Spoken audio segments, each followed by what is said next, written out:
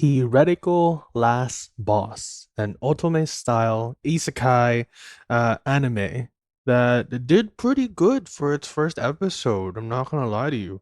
The instant so in this show, we meet this girl, Pride, who reincarnated into this person's body that used to be an Ultimate Game character, and we get to see the Ultimate Game character in the past, how they were like, and what they will do in the future because they are in a game or a world that is represented by said game.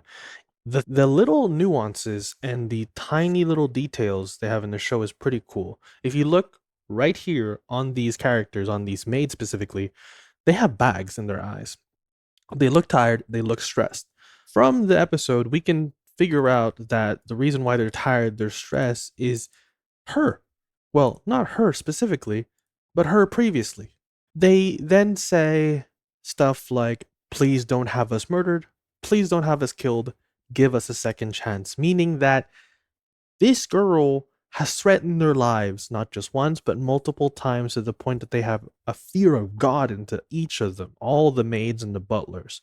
The only one that actually saves her is the butler. The maids, immediately after she tries to save her father, who is going out to a carriage, and she knows through her past memories and her past life through the game, she knows that if the father goes through in that carriage will break down and they will die.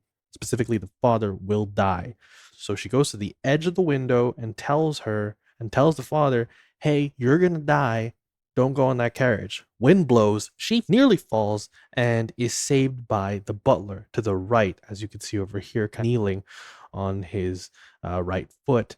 The girls in the left apologized because of the fact that they couldn't save her, but they couldn't save her because they were so frozen with fear whenever she said back the up that they literally did not want to make a move. They were so scared. That impacted her, and she realized that, hey, this is kind of crazy, and I did some horrible stuff. Well, not me, but me in the past and me possibly in the future. So I'm gonna make sure I don't do that.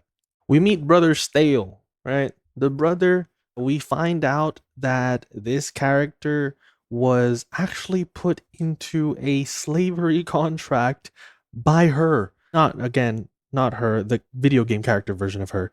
Put her brother into a slavery contract so that way he can never disobey her. And blackmailed him by saying that if you sign the contract, you will be able to be with your mom. What she does next is she gets the mom killed by the brother. I have no idea animes do this, but damn, they really showed. Other otome style games only talk about the rumors of how poor or how bad a princess is, right? Katarina in a recent otome game, they only saw the rumors, but we never really saw how bad she was in the game. No, this show does it differently. They will actually show you happened, like what this scum of a villainess did to these people. Again, there is a thing about the brother Stale being taken away from the mother to become nobility to take care because he has a special power of teleportation. But I guess that's just some nobility stuff, medieval time stuff, so I gotta chalk off to that. Stale here actually gets sick and gets a fever. Our protagonist is confused because this never happened in the game. What she begins to realize is, guess what? She can actually change the outcome of this world. Save the mother, save the father. Both were supposed to die by now, saved because of the carriage whenever she was speaking from the window, and because of her brother not being put into freaking slavery by her.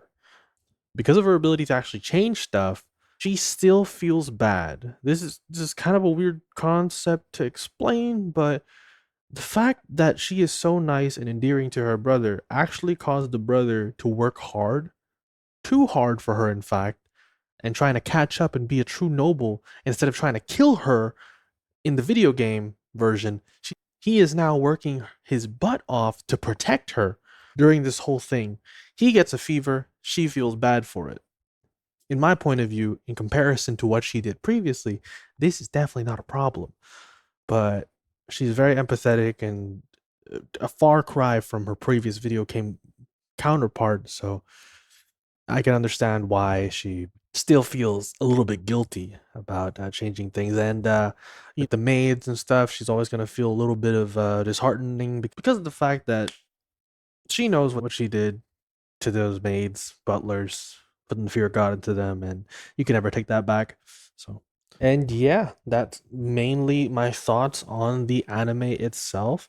Thank y'all for checking out the review on the channel. Patreon will have the full uncut reaction. And yeah, see you on the next episode.